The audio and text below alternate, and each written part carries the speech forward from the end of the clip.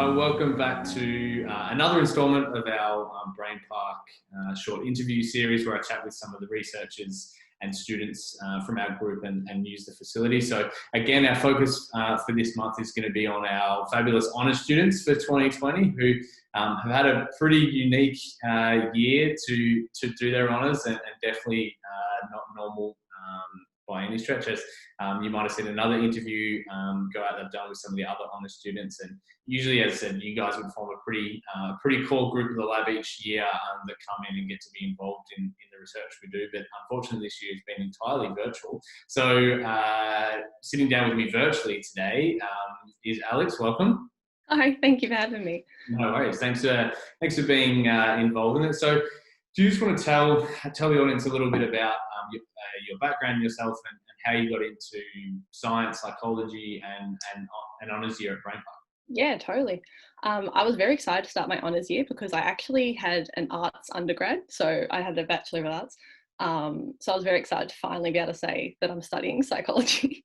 I knew that I wanted to study psychology about halfway through my degree, and it was just too late to be able to transfer into an actual psych undergrad course. So I had to work really hard to get into honours, and I was just so excited when I got in. I wanted to look at addictive behaviours, so I was very excited to be allocated to BrainPark. Yep. At the start of the year, I actually got to see the lab, crazy, right before everything hit. So I was really glad I actually got to appreciate the facilities because it's so cool. BrainPark is really great. I wish that I'd had an in-person year because it was just such a cool lab, and I hope that I get to see more of it in the future at some point. Well, it's still, as I was saying before, I think I'm back in for the second or third day, I think, since March, and it still exists. It's still here. So if you want to drop by at any stage, the coffee still works from the in the kitchen. So when we're all allowed to, feel free to call back and check it out. So, how then? I guess you managed to come in at the start of the year, but obviously COVID happened and we had to move entirely virtually. What did your honours project focus on? And had you, with your supervisor, planned, I guess, an in-person project and had to shift it, or was it early on enough that you could kind of, I guess, plan your entire project to be virtual? Yeah, so somehow I lucked into an online study from like the very start. So my primary supervisor is Rico, and he's working on an app. So it's called BrainPark, and it looks at neurocognition driving addictive behaviours. So he was looking to kind of validate that more, look at the tasks that he's using on that in an online study because it's an app. So that makes sense. So yeah, from the start, I was doing like a smaller study within that study, and we were always planning online recruitment. So I was one of the very lucky people this year whose timeline wasn't completely screwed up by COVID. Yeah, cool. And so what was your, as I said, you were focusing on a smaller aspect of a much larger project. So what was the specific focus of your honours and what were your aims and what were you trying to find out? Yeah, so it was really interesting. I hadn't looked at this before this year. So Rico kind of shifted me in this direction a little bit. I was interested in addictive behaviours. And so I was specifically looking this year at impulsivity that drives addictive behaviours. So impulsivity is easy to conceptualize as sort of a bunch of habits we have. So you might have good habits, like if you're always brushing your teeth at night, like that's just a random good habit you might have. But if you're more impulsive, so maybe you buy something and you're like, oh, I shouldn't have bought that sort of thing. Like, oh, that was an impulsive decision. So that's sort of what we were looking at, and that drives addictive behaviors when it becomes maladaptive.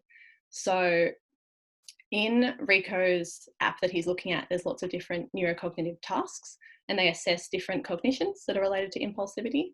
And then in the literature, there's also a lot of self-reports. So you report how impulsive you think you are, and those don't correlate. So that's really interesting. And are they actually measuring the same thing? All of that sort of stuff. So I was looking at, can we see if these correlate, or are they actually completely different?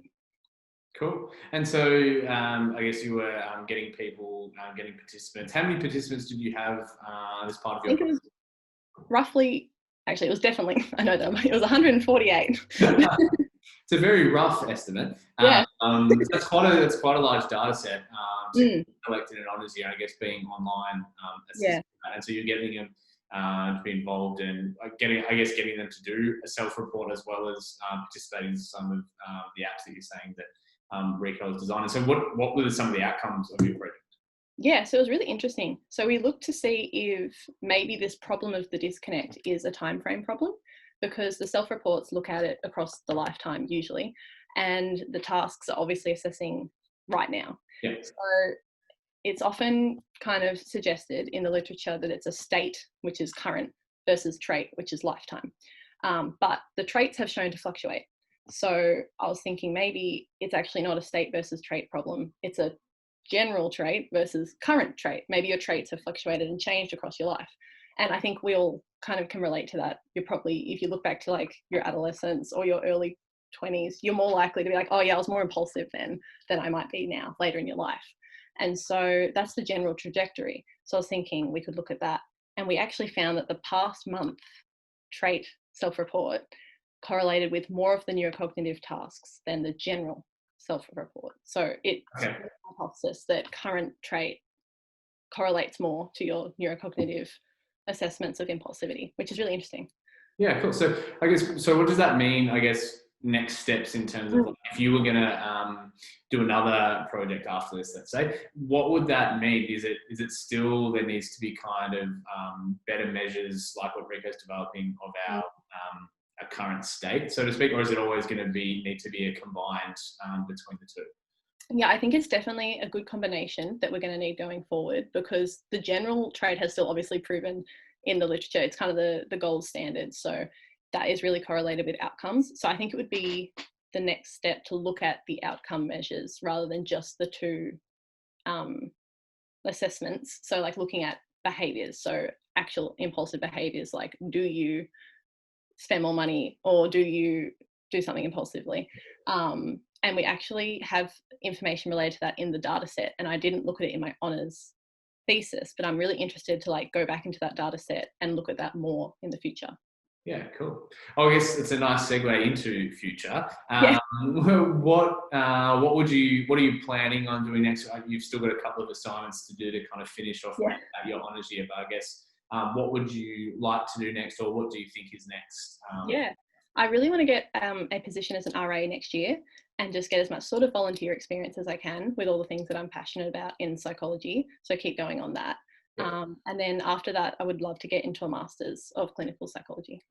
Cool. Awesome. Well, it seems like you've got a pretty decent idea, and you seem like you're pretty capable. So good luck with hopefully landing an RA position next year, or thank you. Volunteer work. It's definitely a path that I went down to get some more experience within the research field and figure out kind of where I wanted to land and what I wanted to do. So it can attest that it's definitely a good option to kind of go down that RA route, because you get exposed to quite a number of projects and different research techniques and kind of develop a bunch of those skills and those interests. So thank you very much again for sitting down with me today. It would have been better, as I said, this year if we could have done this in person with our honours cohort this year, but unfortunately it didn't allow, but this is kind of a next best option. So good luck with what's next, and thanks again, and congratulations on what you guys have achieved yourself and as an honours group this year. It's been pretty awesome. Yeah, thank you so much.